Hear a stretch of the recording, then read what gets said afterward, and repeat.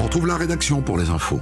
Le procès du violeur de la Sambre s'ouvre en ce moment aux assises de Douai, dans le Nord. Dino Scala est accusé d'avoir agressé sexuellement et violé plus de 50 victimes en 30 ans. Il risque jusqu'à 20 ans de prison. Le procès doit durer près de 3 semaines.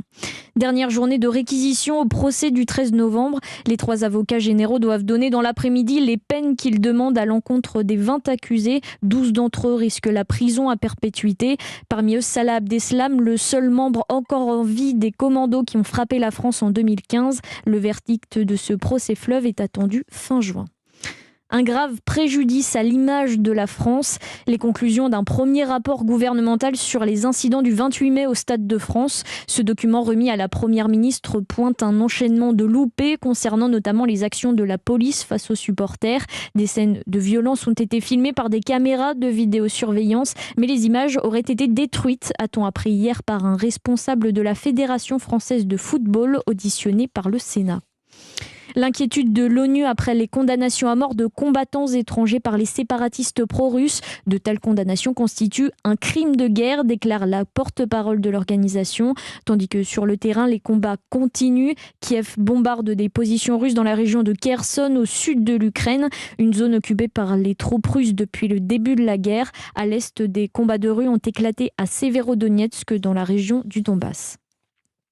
Donald Trump dénonce une chasse aux sorcières. L'ex-président américain réagit sur les réseaux sociaux aux conclusions d'une commission chargée d'enquêter sur l'assaut du Capitole. Des partisans pro-Trump avaient fait irruption dans le Congrès américain le 6 janvier 2021.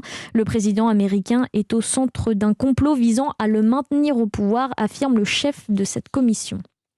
Une mauvaise nouvelle pour plus de 23 millions d'habitants de Shanghai. Ils vont devoir se reconfiner ce week-end, le temps d'un dépistage généralisé. Les autorités chinoises maintiennent une stratégie sanitaire très stricte dans cette ville, la plus peuplée du pays et longtemps l'épicentre de l'épidémie de Covid-19 en Chine.